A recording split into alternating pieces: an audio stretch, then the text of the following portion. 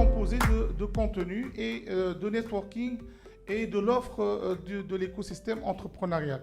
Et donc, si demain ou maintenant, vous pouvez vous connecter et vous inscrire gratuitement, et je dis bien gratuitement, parce que tout le monde nous pose la question, c'est à quel prix? Donc, la participation, elle est 100% gratuite à tous ceux qui sont intéressés par l'entrepreneuriat. Vous êtes étudiant, vous êtes diplômé, vous êtes en chômage, vous travaillez dans une société du secteur public ou privé, mais vous avez l'intention de se lancer. Vous avez une boîte, une start-up, vous êtes un jeune entrepreneur, vous avez une entreprise mais que vous souhaitez la développer également, le contenu va vous intéresser.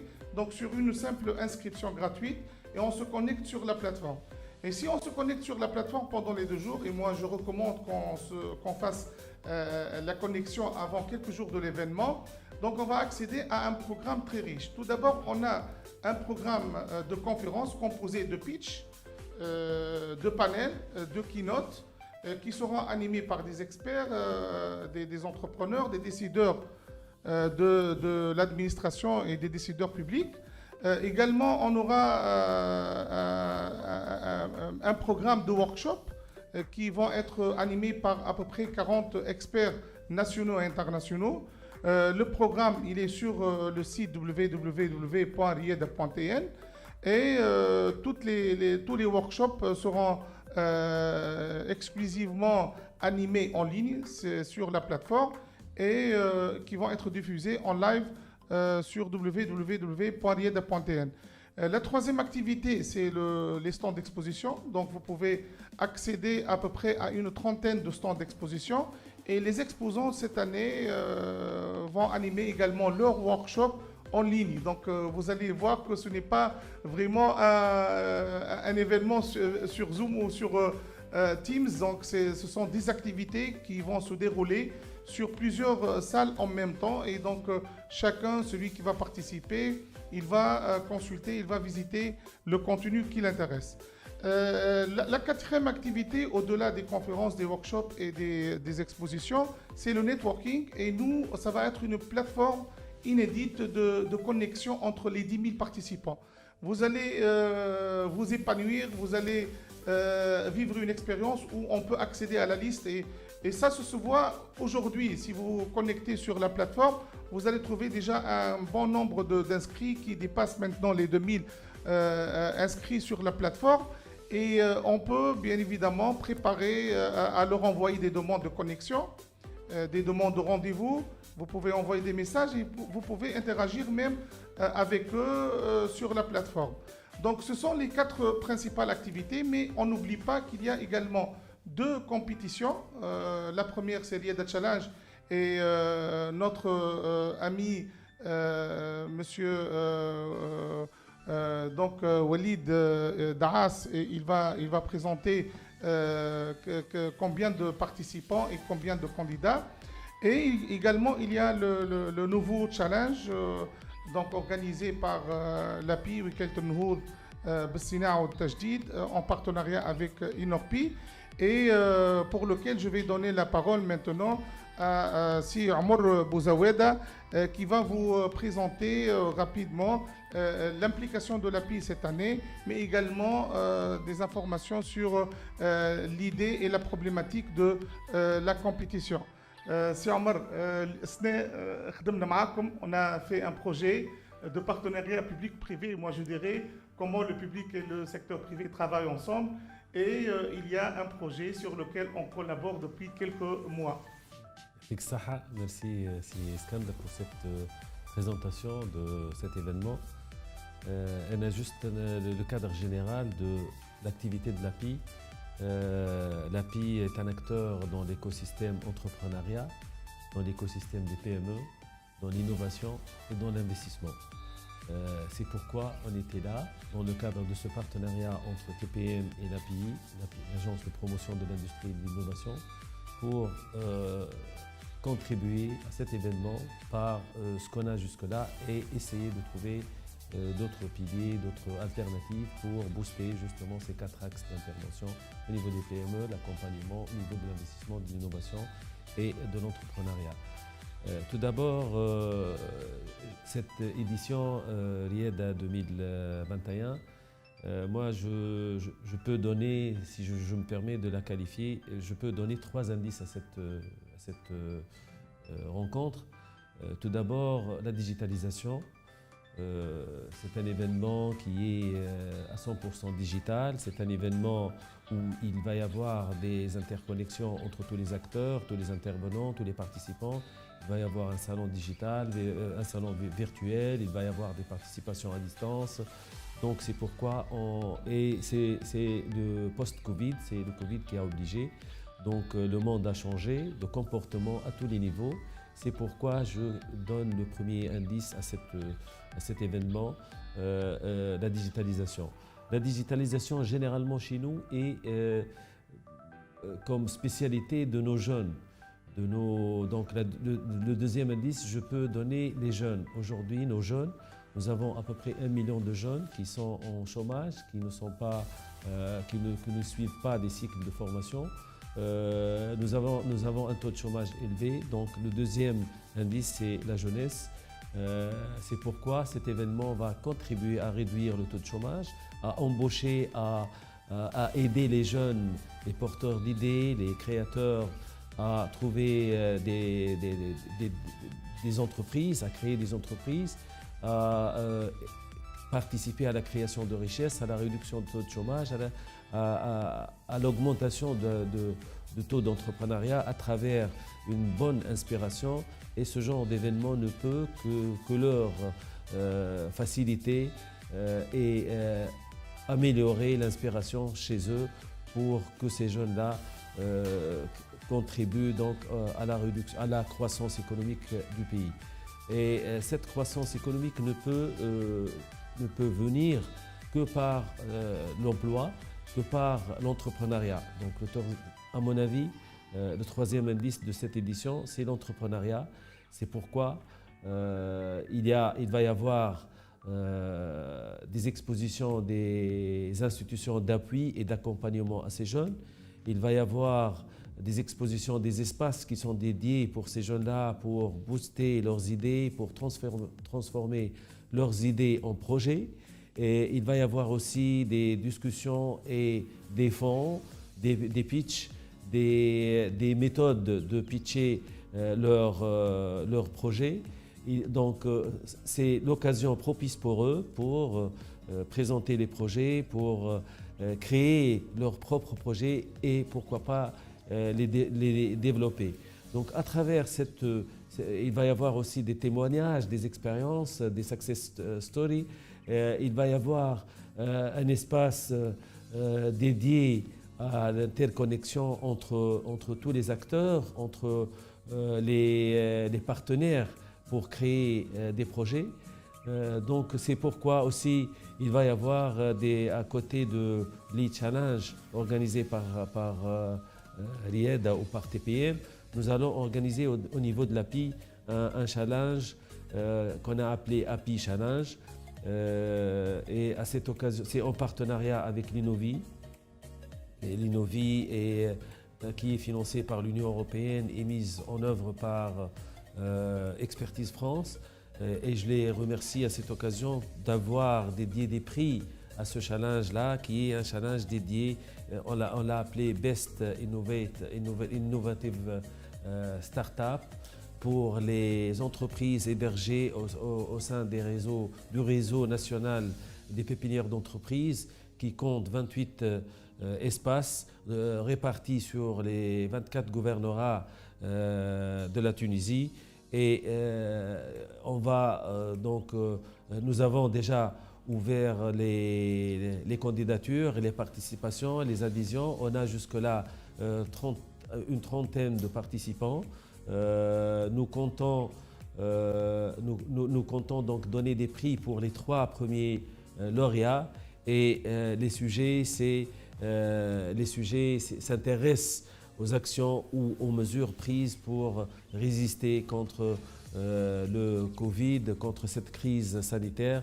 Et je pense là qu'on va avoir des lauréats assez importants et intéressants qui seront honorés lors de la cérémonie de remise des prix de ce concours.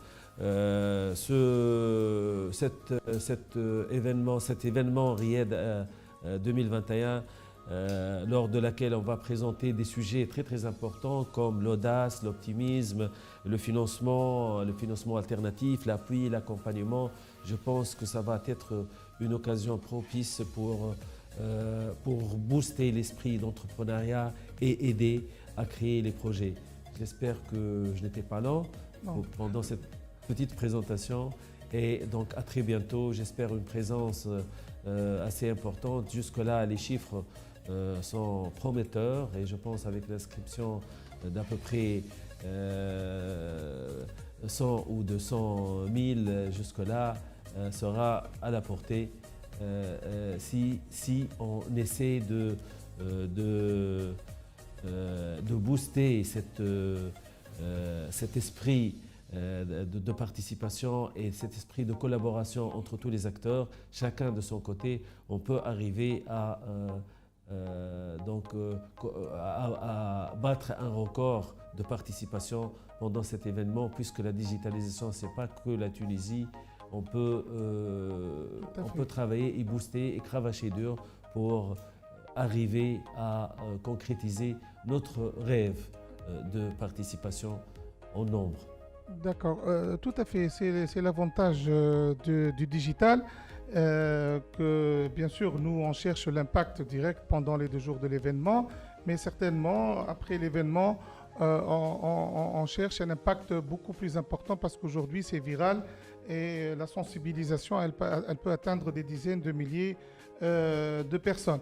Et donc, si tout va bien avec la régie, donc nous avons notre invité en ligne. Donc, si la régie, elle me confirme, mademoiselle Yasmine de Innovi qui va intervenir de Skype. Et ça, c'est la vie d'un entrepreneur. Je pense qu'on est là, solidaire, engagé pour faire pousser les choses. Et dans ce contexte de digital et de l'importance du digital qui nous a permis aujourd'hui d'organiser cette édition de RIED, Monsieur Norman Schrapel, représentant de la GIZ, qui est le directeur du programme digital dans la GIZ. Tout d'abord, la GIZ avec la composante entrepreneuriat, mais également digital. Il a confirmé sa contribution à RIED. Il a tenu pour de bon que l'événement soit organisé. Monsieur Norman Schrapel, merci pour votre participation. Vous avez encouragé depuis quelques années, vous travaillez sur l'écosystème digital en Tunisie, sur la transformation digitale de la Tunisie et vous apportez notamment beaucoup de contributions pour les start-upers, pour les jeunes. Moi, personnellement, j'avais de l'impact pour l'appui de la GIZ parce que vous encouragez toujours ce qui se passe comme innovant. Et le digital, c'est un axe très important pour la transformation de la Tunisie, ce qui est votre rôle, je pense, aujourd'hui en Tunisie. Est-ce que vous pouvez nous parler de votre encouragement ou bien de votre implication à RIED et pourquoi vous encouragez les jeunes à entreprendre? Merci Iskander, avec plaisir. En fait, je veux commencer avec une observation très, très large.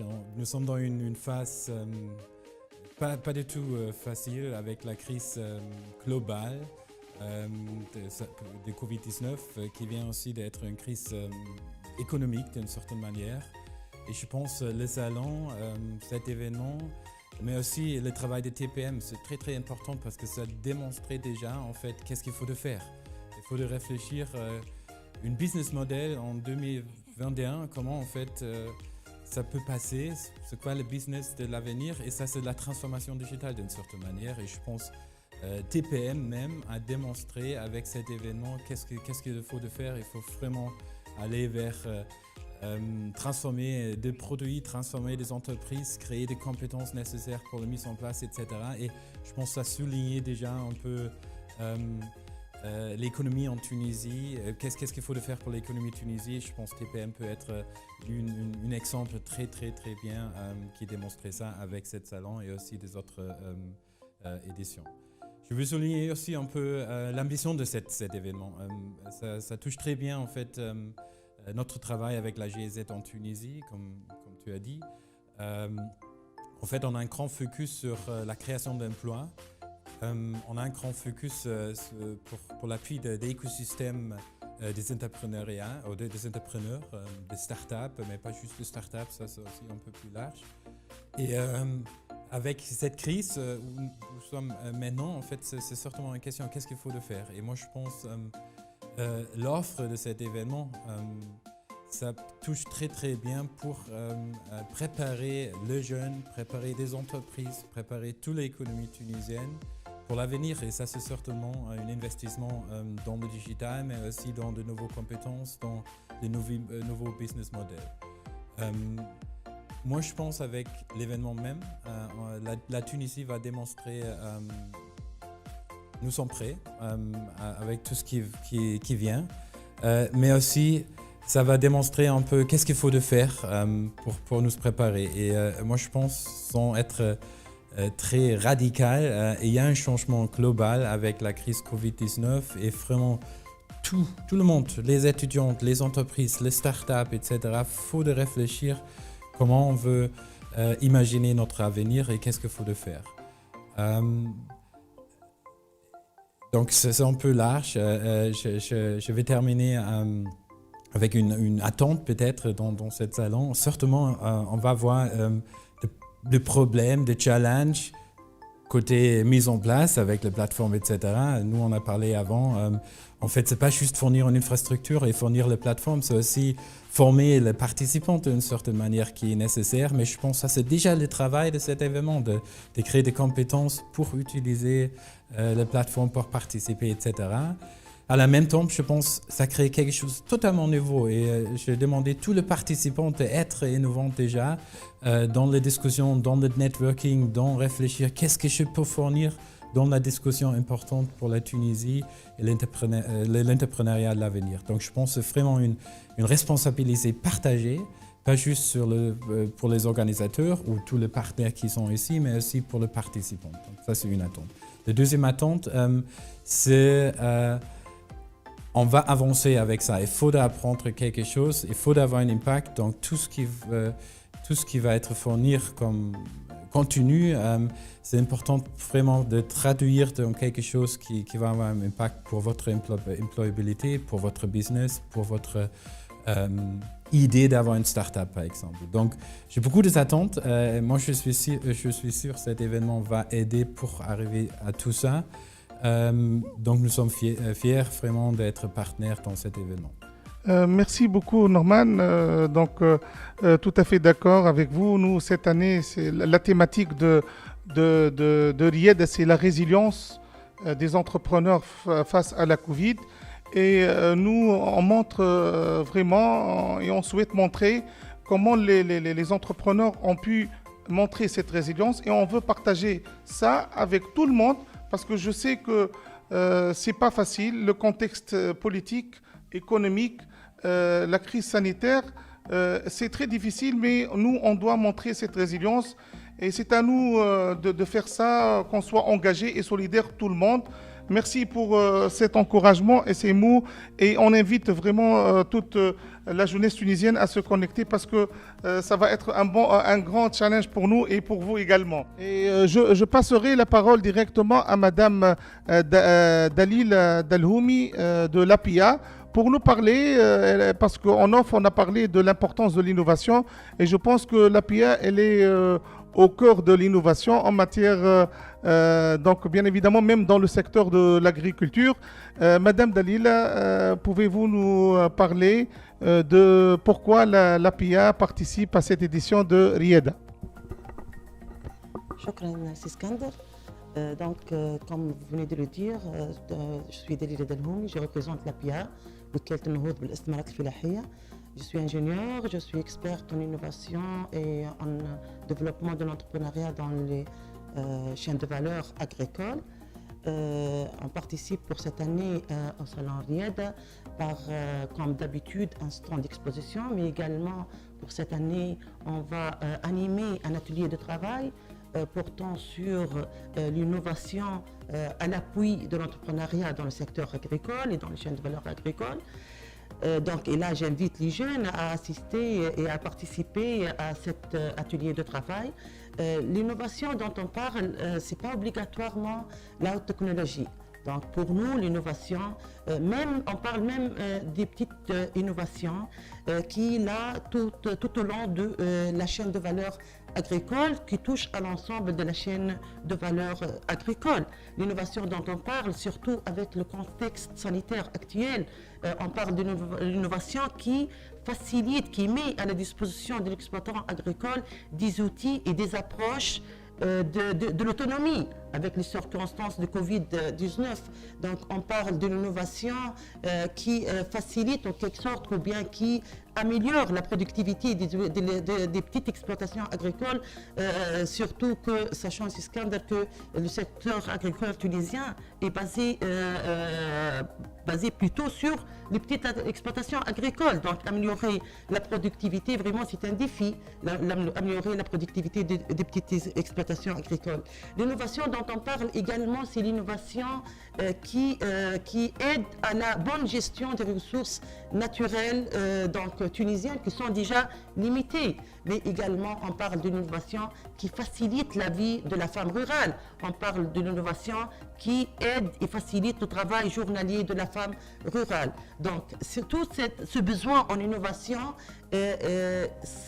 vraiment forme des opportunités pour les jeunes, des opportunités d'entrepreneuriat dans le secteur agricole.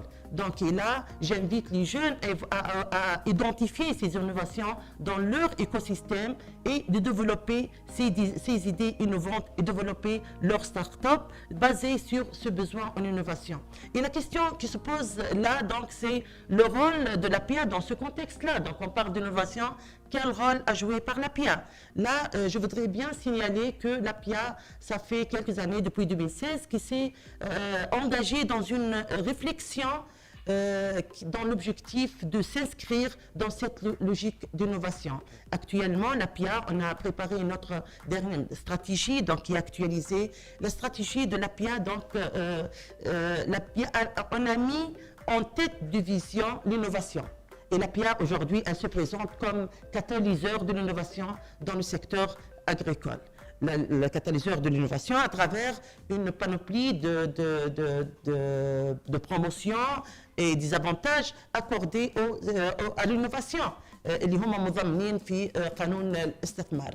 L'APIA se présente également en tant que catalyseur de l'innovation à travers la mise en place des incubateurs des idées innovantes en partenariat avec l'IRISA, qui est la recherche et l'enseignement supérieur, à travers également l'organisation des concours pour des startups qui développent des idées innovantes, qui développent des solutions innovantes au profit du secteur agricole. Mais également l'APIA aujourd'hui se présente comme catalyseur de l'innovation par la mise en place d'un réseau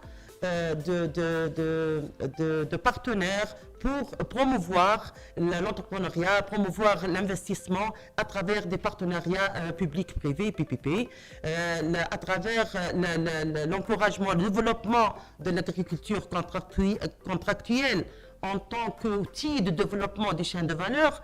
Actuellement, l'APIA, on est dans une phase de mise en place d'une plateforme de formation à distance, formation en ligne au profit des jeunes, mais également au profit de tous les investisseurs dans le secteur agricole et dans les chaînes de valeur agricoles. Donc c'est ça, aujourd'hui, c'est là où l'APIA aujourd'hui se positionne pour promouvoir l'innovation dans le secteur agricole. Mais pour faire face à cette orientation stratégique, cette nouvelle orientation stratégique de l'APIA, même l'APIA, elle est en train de se transformer en interne.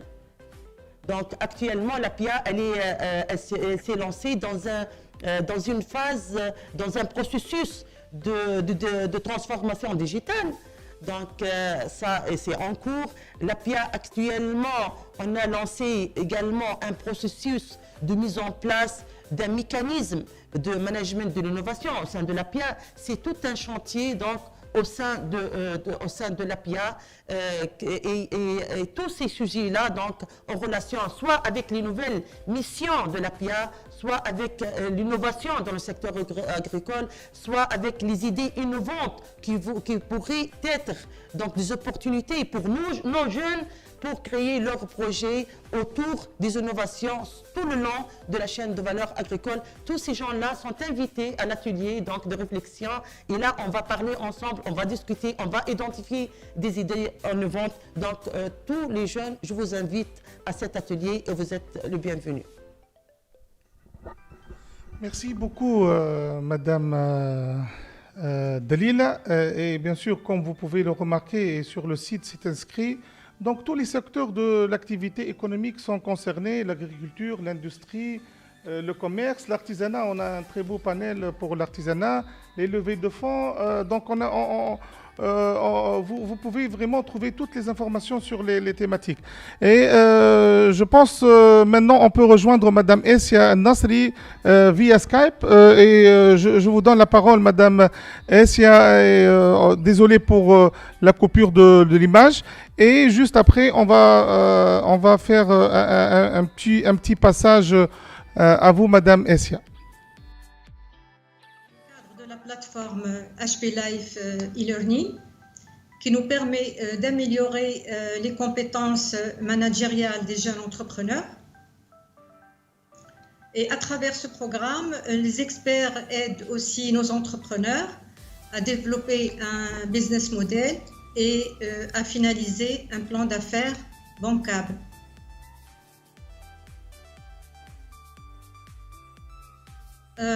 Nous intervenons également dans le coaching. Un coaching approfondi auprès des entreprises en démarrage et des starters. Et nous assistons, et nos experts assistent ces jeunes entrepreneurs pour l'accès au marché, le marketing, et également la communication.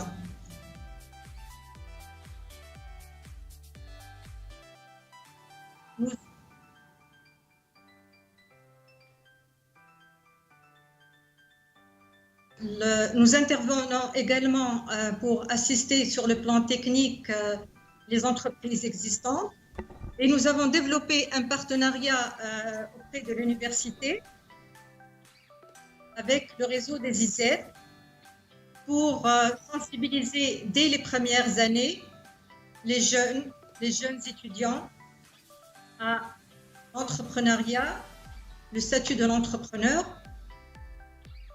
et pour développer leur cursus universitaire par des outils technologiques et managériels. Avec la crise Covid, on a essayé de s'adapter et nos équipes ont développé des formations et des accompagnements en ligne pour venir en aide aux entreprises en difficulté. Durant ces 4 années, le projet MHP a pu créer 4500 emplois dans les régions intérieures de la Tunisie.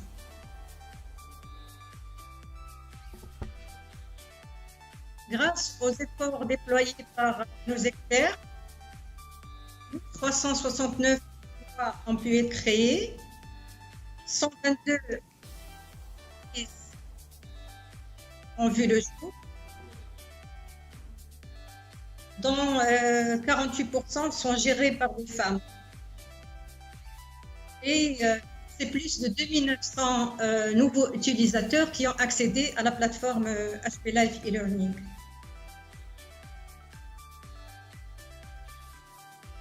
Bon, nous sommes heureux de participer cette année comme partenaire traditionnel de Riyada et c'est vraiment un challenge pour tous pour être présent dans cette édition, 8e édition totalement virtuelle. Merci beaucoup. On vous remercie beaucoup pour nous avoir donné cette occasion-là et nous sommes présents dès le premier panel qui sera avec la contribution de notre coordinateur national, Monsieur Antoine Bureau, et avec aussi des formations spécifiques en entrepreneuriat qui seront développées par l'expert. Je suis désolée de ce double écho et j'espère que tout se passera bien la suite et que vous pourrez consulter au niveau de notre programme et les formations qui seront prodiguées par nos experts. Merci à tous. Merci beaucoup, Madame Essia Nasri. Bien évidemment, comme vous le voyez, nous sommes dans des conditions du live. Donc, on va finir donc avec nos invités qui viennent de nous joindre maintenant sur le plateau. Monsieur Walid Daas, qui est le représentant de Mix Learning, notre partenaire qui est en train de coacher maintenant les 25 ou les 26 porteurs d'idées de projets. Et également Madame Semia Mensi de l'AFI. Donc avant de passer bien évidemment la parole à notre ami Anas Rojdi, qu'on est en train de le joindre via Skype. Je donnerai la parole à Madame Semia, puis à Monsieur Anas, et on finit avec Monsieur Walid pour nous présenter le processus de sélection des 25 startups, et il peut nous donner son évaluation de la qualité des participants en cette année.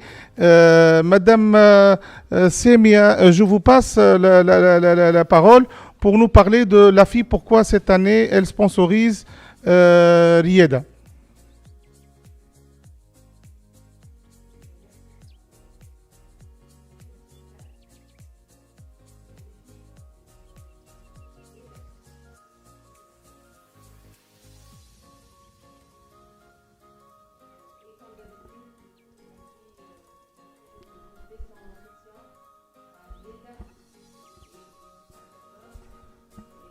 بون سامحني مش نعاودوا تنجم تقص وتعاود ديريكتومون vous prenez la parole. Non, Madame Semia, سامحني, je vous présente Madame Semia Mensi. سامحونا على البرتورباسيون en ligne هذه اللي صارت. Donc je passe la parole à Madame Semia Mensi pour qu'elle nous parle de la participation de l'AFI à Rieda.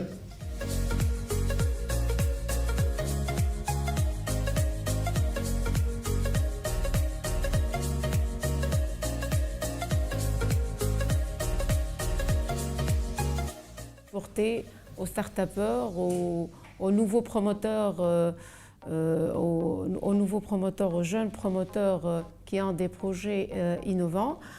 Et donc, c'est toujours l'occasion pour l'AFI pour parler de son programme qui s'étale sur un programme 2021-2025. Qui s'étale sur tout le pays, et donc un ensemble de zones sur la littorale qui s'étale sur 1600 et plus que 1600 hectares, et à l'intérieur du pays plus que 1700 hectares.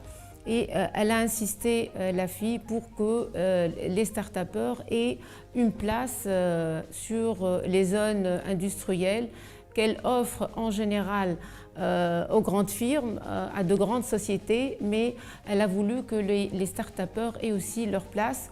Et l'AFI, d'ailleurs, au cours de l'ancienne de Rieda 2020, elle s'est engagée par le biais de Monsieur le Président Directeur Général de l'AFI, ici Sohail Chourour, s'est engagée, il a lancé un défi, une promesse, que pour donner l'occasion à ces nouveaux promoteurs, aux jeunes promoteurs, d'avoir des modalités, des conditions souples pour l'acquisition de ces terrains, parce que sachant que ces promoteurs ont toujours le problème de financement pour le démarrage de leurs projets, et qui en général des projets promoteurs innovants.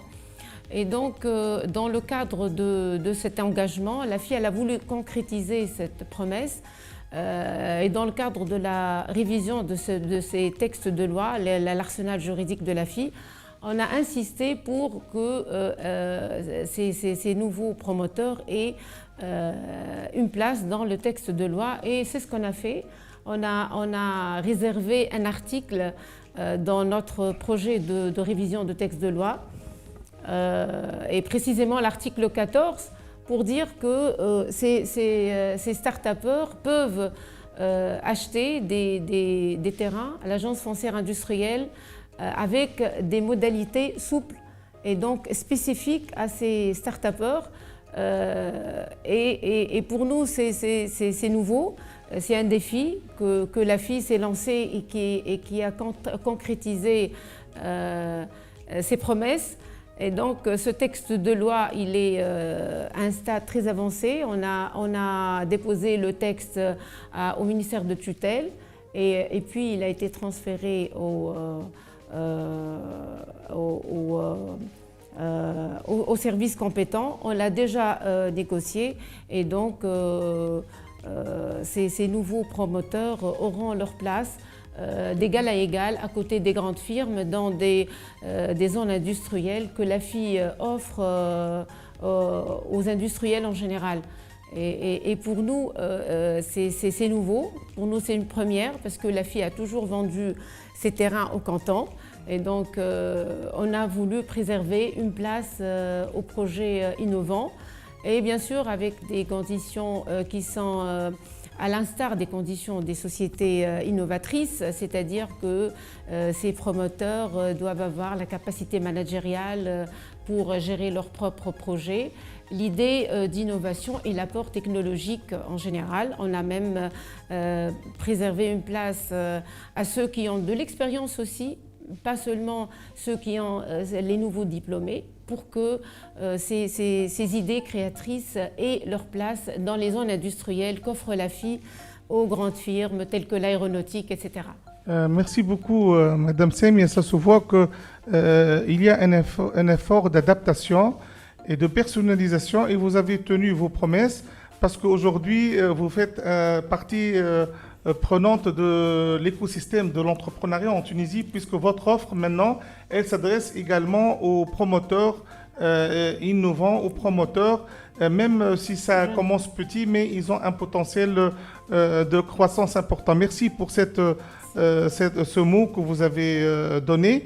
Et avant de joindre Monsieur Anas Rojdi par la suite qui va peut-être nous joindre si on peut l'avoir en ligne. Je passerai la parole et pour finir avec Monsieur Walid Daas qui est l'associé de Mix Learning, notre partenaire Mix Learning comme chaque année. C'est lui qui s'occupe et qui gère le Riyad Challenge.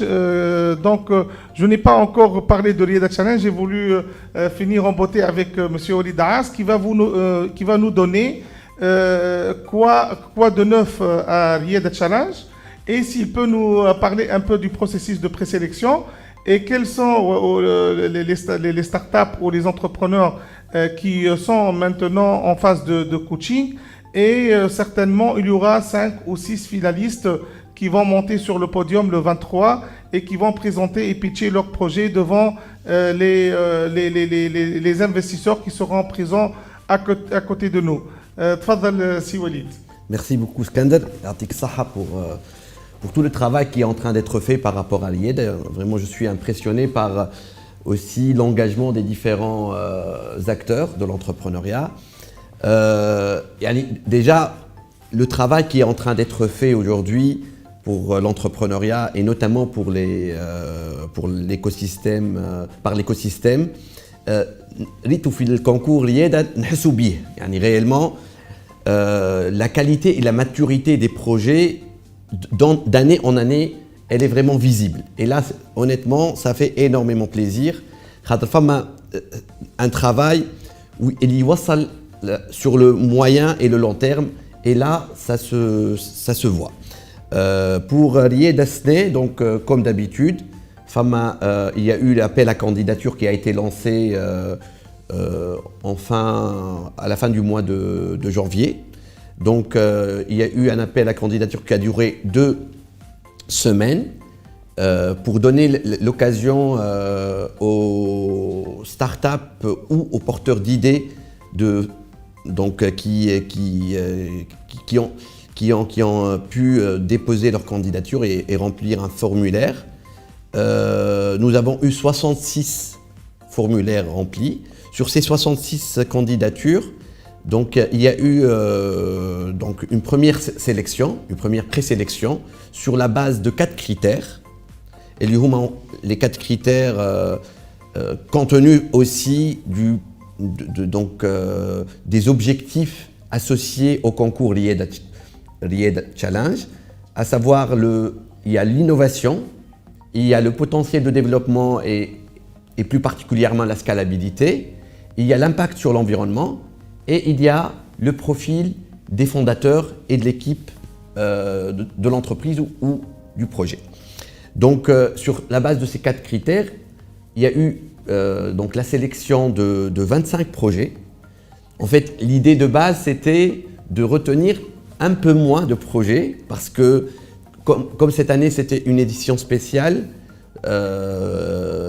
qui était en ligne. Donc, l'idée de base, c'était d'avoir finalement au maximum 20 projets au niveau de cette première phase. Toutefois, et compte tenu de la qualité des projets, donc on a retenu 25 projets qui sont vraiment très variés et qui ont, en tout cas à mon sens, un potentiel très intéressant.